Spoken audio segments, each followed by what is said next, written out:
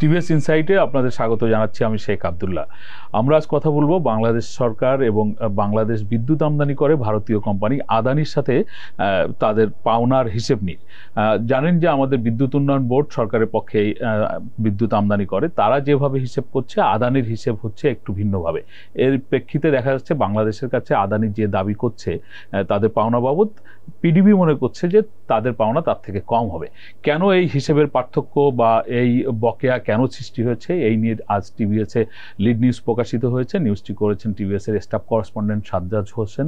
আমরা সাজ্জাদের কাছ থেকে বিস্তারিত শুনবো। আপনাকে স্বাগত জানাচ্ছি সাজ্জাদ ভাই। আপনার যে আজকের স্টোরি, আপনি বলছেন যে পিডিবি হিসেব করে বলছে যা আদানি তার থেকে বেশি বাংলাদেশের কাছে দাবি করছে। এই যে হিসেবের মধ্যে পার্থক্য, এই পার্থক্যটা কেন, বা মানে তারা কোনটাকে বেশ ধরে এখন এর সমাধান হবে আর কি? আচ্ছা, যেটা হচ্ছে এই আপনার এই আদানির এই বিদ্যুৎ কেন্দ্রটি আপনার 2023 সালের 7 এপ্রিল আপনার যখন বাংলাদেশের প্রোডাকশন আপনার পাওয়ার আপনার এক্সপোর্ট করা শুরু করলো, তখন থেকেই এখন পর্যন্ত বিভিন্ন সময়ে আপনার ডিওগুলো প্রায় আপনার ইলেকট্রিসিটি বিল জমতে জমতে $840 মিলিয়ন পর্যন্ত হয়ে গিয়েছিল আর কি। ইনফ্যাক্ট 2024-এর অক্টোবরের দিকে আপনি নিজেই মনে স্টোরি করেছেন সেটা। তো এই তত্ত্বাবধায়ক সরকার আপনার ইন্টারিয়াম গভর্নমেন্ট আসার পর সেটা মাঝখানে একটা কথা বলে যায়, সেটা হচ্ছে আমাদের যখন আমরা যখন সিরিয়াসলি আপনার ডলার ক্রাইসিসে ছিলাম, তখন সরকার আপনার বেশ কয়েক মাস আপনার পেমেন্ট বন্ধ করে রাখছিল। আপনার আদানিকে পেমেন্ট করা সম্ভব হচ্ছিল না। আমি শুধু এটা পাওয়ার সেক্টরের কথা বলছি।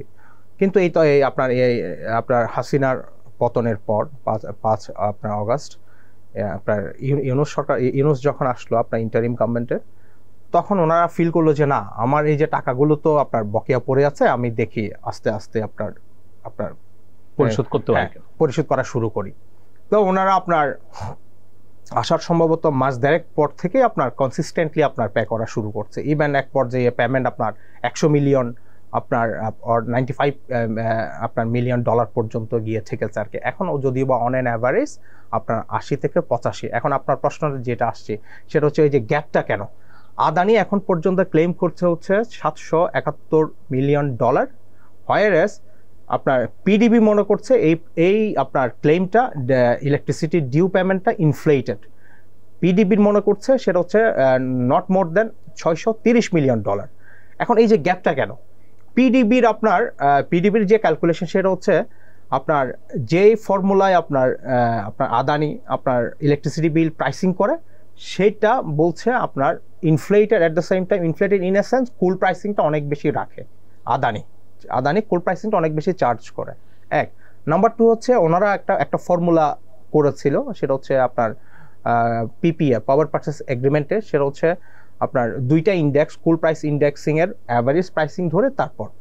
এখন 2টার ভিতর একটা নিয়ে সমস্যা নাই, সেটা হচ্ছে নিউ ক্যাসল অস্ট্রেলিয়া। সেটা নিয়ে যে সমস্যাটা আসছে সেটা হচ্ছে আপনার ইন্দোনেশিয়ান ইন্ডেক্স নিয়ে। এই ইন্ডেক্সটা আপনার টু মাচ ভোলাটাইল, এবং আদানির মতো একটা যে আপনার বিশাল একটা স্ট্রেচারের ডিলে এই ধরনের ইন্ডেক্স ইউজুয়ালি আপনার ইউজ হয় না। মূলত হচ্ছে আপনি যদি দেখেন ইন্টারন্যাশনাল ট্রেডে, এবং আপনার যেহেতু ইন্দোনেশিয়া আপনার ওয়ান অফ দ্য আপনার if not definitely not super power, one of the leading exporter of coal. তো তারা কি করে, তাদের কোল মাইনিং কোল এক্সট্রাকশনটা ট্র্যাক করার জন্য তারা অনেকগুলো ইন্ডেক্স আপনার প্রকাশ করে, মাঝে মধ্যে এগুলো বন্ধ রাখে। তো আদানি ওখান থেকে একটা ইন্ডেক্স ইউজ করবে বলে আপনার অ্যাসিওর করেছে পিপিএতে, কিন্তু দেখা যাচ্ছে ওই ইন্ডেক্সটা অন অ্যান্ড অফ আপনার ইন্দোনেশিয়ান গভর্নমেন্ট আপনার এটা বন্ধ করে, মাঝে মধ্যে চালু করে। যখন এটা বন্ধ থাকে, যখন আরেকটা ইন্ডেক্স একটু সাজ্জাদ ভাই বুঝি, মানে চুক্তিতে আদানি যে ইন্ডেক্স ব্যবহার করার কথা উল্লেখ করেছে, সেই ইন্ডেক্সটা ইন্দোনেশিয়া সরকার রেগুলার প্রকাশ করে না। এক্স্যাক্টলি। কিন্তু আমরা যখন চুক্তি করি তখন কি এই ইন্ডেক্সটা সম্পর্কে আমাদের সরকারের কোনো সচেতনতা ছিল না, যে এই ইন্ডেক্সটা কিভাবে প্রকাশিত হয় বা এই ইন্ডেক্সটাই কেন চুক্তির মধ্যে রাখছে? Yes, right. আপনি যেমন ধরেন ইন্দোনেশিয়াতে আপনার 5টা ইন্ডেক্স আছে, তার মধ্যে ওনারা নিয়েছে হচ্ছে 1 নাম্বারটা, এটা হচ্ছে ইন্দোনেশিয়ান কোল ইন্ডেক্স ICI 1। ওকে, এটা হচ্ছে আপনার কোল প্রাইসিং এর ক্ষেত্রে ইউজ করা হবে বলে আপনার আদানি অ্যাসিওর করেছে। কিন্তু দেখা গেল আপনার এটা অন অ্যান্ড অফ এই ইন্ডেক্সিংটা আপনার ইন্ডেক্স প্রকাশটা আপনার বন্ধ করে রাখে, তখন আদানি অন্য ইন্ডেক্সগুলো ইউজ করে 2, 3, 4, 5 পর্যন্ত। যেখানে এখানে বিপিডিপি বলে যে না, তোমরা যে অন্য ইন্ডেক্স ইউজ করো, এই ইন্ডেক্সিংগুলো হচ্ছে ফ্লট এবং খুবই ভোলাটাইল, যেটা আলটিমেটলি হচ্ছে আপনার কোল প্রাইসিংটাকে অনেক বেশি হাই আপনার ইনক্রিজ করে দেয়, যেটা আমাদের বাংলাদেশের স্বার্থের পরিপন্থী। আরেকটা বিষয় হচ্ছে আপনার বিপিডিপির অবজারভেশন, সেটা হচ্ছে বলছে যে অনেক ইন্ডেক্সে আপনার বিভিন্ন সময় ডিসকাউন্ট দেয়, সাবজেক্ট টু ডিফারেন্ট আপনার প্রিকন্ডিশনস অ্যান্ড আদার থিংস। কিন্তু আদানি এই যে ডিসকাউন্ট দেয় কোল প্রাইসিংয়ের, সেই ডিসকাউন্ট আপনার অ্যামাউন্টটুকু আপনার বিপিডিপিকে আপনার দিচ্ছে না 2024-এর আপনার মিডল অফ দ্য 2024-এর। তো এটার কারণেও আপনার এই যে এখন যে ডিসপিউট, এক কথা হচ্ছে যে ওই ইন্ডেক্সে যখন ডিসকাউন্ট থাকে, সেই ডিসকাউন্টটা হিসাব করার সময় আদানি যখন তার কোল প্রাইস হিসাব করে, ডিসকাউন্টটাকে এখন ওনারা ধরছে না, ওনারা এখন ওই ডিসকাউন্টটাকে দিচ্ছে না, বাদ দিয়ে মূল ইন্ডেক্স ধরে বাংলাদেশের কাছে তাদের পাওনা দাবি করছে। হ্যাঁ, না, ডিসকাউন্টটাকে বাদ দিচ্ছে না, তারা ডিসকাউন্ট যেটা দিচ্ছে সেটাকে তারা আপনার আদানি বাদ দিচ্ছে না, তারা মূল প্রাইসিংটা, ডিসকাউন্ট তো হয় মূল প্রাইসিং থেকে, হ্যাঁ, মূল প্রাইসিং এর উপর, সেটাকে ধরে তারা বিলিং করছে, যে কারণে এই যে ডিসপ্যারিটি, এই যে ডিসপিউটটা এখন। আমরা যে এই সরকার আসার পরে আমরা একটা আলোচনা শুনছিলাম, আমরা দেখলাম যে জানুয়ারি মাসেও, গত জানুয়ারিতেও আদানি চিঠিপত্র দিয়েছে যে তাদের পাওনা যাতে পরিশোধ করা হয়, এবং আমরা মাঝখানে দেখলাম যে আদানি বিদ্যুৎ সরবরাহ করবে না, এরকম ঘটনা এসে যাচ্ছে, এরকম থ্রেটও ছিল। তো তখন আমরা শুনছিলাম, আমাদের সরকারের পক্ষ থেকে কথা হচ্ছিল যে আদানির সাথে এই চুক্তি নিয়ে আলোচনা হবে, যে কিভাবে প্রাইসিংটা হবে, সেইটা নিয়ে কি কোনো কাজ সরকার করেছে? আপনি খুবই ভালো একটা প্রশ্ন করেছেন। এই যে আদানি যেহেতু আপনার ডিউগুলো জমে আছে, তারপর আদানি পুশ করছে, তারা থ্রেট করছে, আমাদের যদি আপনার ডিউগুলো যদি দেয়া না হয় তাহলে আমরা গিয়া করব, কি বলে যে উই উইল অ্যাকচুয়ালি শাট আপনার ইলেকট্রিসিটি এক্সপোর্ট টু বাংলাদেশ।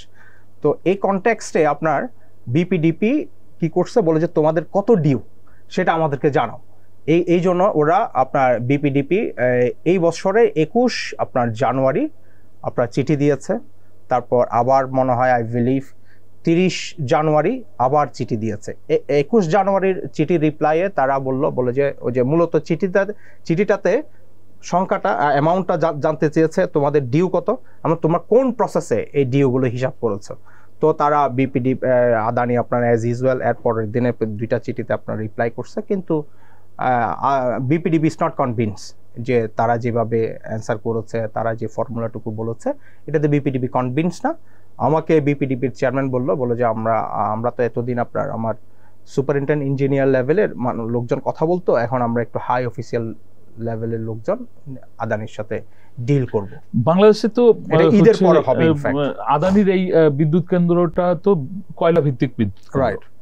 বাংলাদেশেও কিছু কয়লা ভিত্তিক বিদ্যুৎ কেন্দ্র রয়েছে এবং সেখানে আন্তর্জাতিক বিনিয়োগও আছে। ইভেন সরকারের সাথে ভারত সরকারেরও বিনিয়োগ আছে, এরকম কয়লা ভিত্তিক বিদ্যুৎ কেন্দ্র আমরা দেখছি, রামপালে রয়েছে, রাইট?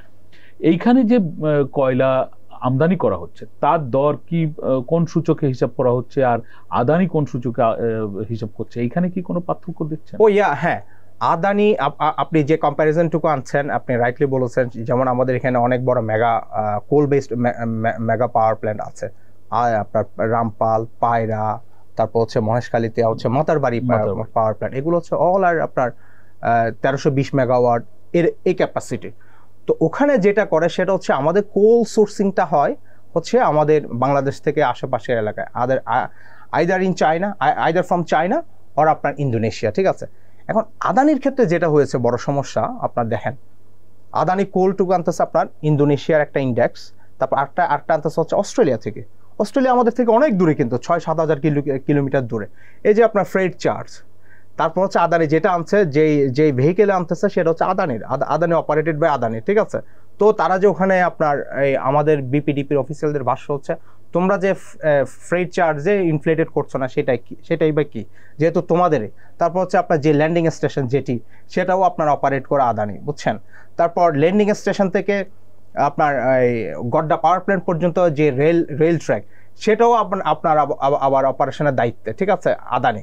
তো এই যে ফুল প্রসেসটা হচ্ছে আদানির বিলিং, আদানিকে বিল করছে হ্যাঁ, আদানির বিভিন্ন আপনার ওই যে সিস্টার কনসার্নগুলো আদানি পাওয়ারকে বিল করছে, আদানি পাওয়ার বাংলাদেশের বিপিডিপিকে, যে কারণে যে আমাদের বিপিডিপির কর্মকর্তাদের ভাষ্য এবং আরো অন্যান্য অনেকের আপনার অভিমত হচ্ছে এই সব ফ্যাক্টরগুলো আপনার আমাদের আপনার ইলেকট্রিসিটি প্রাইসটাকে অনেক বেশি আপনার ইনফ্লেট করছে আর কি। মানে এটা সমাধানের কোনো উপায় কিছু আছে কিনা, যে মানে তারা চাইলেই বেশি বিল করতে পারবে না, যথাযথ বিল তারা করবে, মানে প্রকৃত বিল যেটা সেইটা তারা করবে, এর কোনো উপায় কিছু আছে? হ্যাঁ, ডেফিনেটলি। যেমন আপনার যে এই ডিলটা তো আপনার সিগনেচার হয়, আপনি খুব ভালো করে জানেন, আপনিও এই আদানের উপর অনেক এক্সটেন্সিভ রিপোর্ট করেছেন 2007 সালে। আপনার 2007 সালে ওখানে যে ইয়াগুলো ছিল আপনার ধারাগুলো, তখন ওখানে বলা হলো যে দুই পার্টি যদি এই বিলিং প্রসেসে ব্যবসায়িক লেনদেনের ক্ষেত্রে যদি কোনো ডিসপিউট দেখা দেয়, তাহলে আপনার সিঙ্গাপুর আপনার আরবিট্রেশন সেন্টারে যে কোনো পক্ষ এগ্রিভড পার্টি আপনার ওখানে গিয়ে আপনার কমপ্লেইন লঞ্চ করতে পারবে। তো বাংলাদেশ অ্যাকচুয়ালি আপনি জানেন, আমরা আপনার কিছুদিন আগেও একটা স্টোরি করেছিলাম, একটা রিভিউ কমিটি করা হয়েছিল আমাদের 2010-এর কুইক পাওয়ার অ্যান্ড এনার্জি আপনার প্রোডাকশন অ্যাক্টের অধীনে। সেই যত পাওয়ার প্ল্যান্ট হয়েছে 2010 সালের পর থেকে সবগুলো রিভিউ করছে এই সরকার, তার মধ্যে আদানিও একটা, এগুলো হচ্ছে আনসলিসিটেড। এই রিভিউ কমিটির ভাষ্য হচ্ছে, আমরা যে আগের স্টোরি এবং আজকের স্টোরি মূলত হচ্ছে রিভিউ কমিটির ইনফরমেশন থেকে প্রাপ্ত তথ্য, আপনার বিপিডিপি থেকে প্রাপ্ত তথ্য। রিভিউ কমিটি বলে যে আদানির এই ডিলের অনেকগুলা ক্লজ আদানিকে ডিসপ্রপোর্শনেটলি ফেভার করছে। তার মধ্যে একটা হচ্ছে কোল প্রাইসিং, যেটা হচ্ছে prime determinant of our electricity price. যদি আপনার কোল প্রাইসিংয়ে যদি আপনার সমস্যা থাকে, স্বাভাবিকভাবে এটার আপনার এফেক্ট পড়বে হচ্ছে আপনার ইলেকট্রিসিটিতে, যেটা Bangladesh is actually incurring loss in that case. ধন্যবাদ সাজ্জাদ ভাই আপনাকে। আমরা এতক্ষণ ধরে শুনছিলাম টিভিএস ইনসাইট। আপনারা শুনলেন যে আদানির সাথে বাংলাদেশের হিসেবের পার্থক্য কোথায়, বা আমাদের চুক্তিতে কোথায় কি ধরনের পরিবর্তন সামনে আনা দরকার। আমরা চাই যে রাষ্ট্রের স্বার্থ সরকার নিশ্চিত করার জন্য প্রয়োজনীয় উদ্যোগ নিবে, সেক্ষেত্রে যদি ইন্টারন্যাশনাল আরবিট্রেশনে সরকারকে যেতে হয়, সে উদ্যোগও সরকারের থাকবে, এটি আমাদের প্রত্যাশা। আমাদের আলোচনা আপনাদের ভালো লাগলে আপনারা শেয়ার করবেন, লাইক করবেন। আপনাদের সকলকে ধন্যবাদ।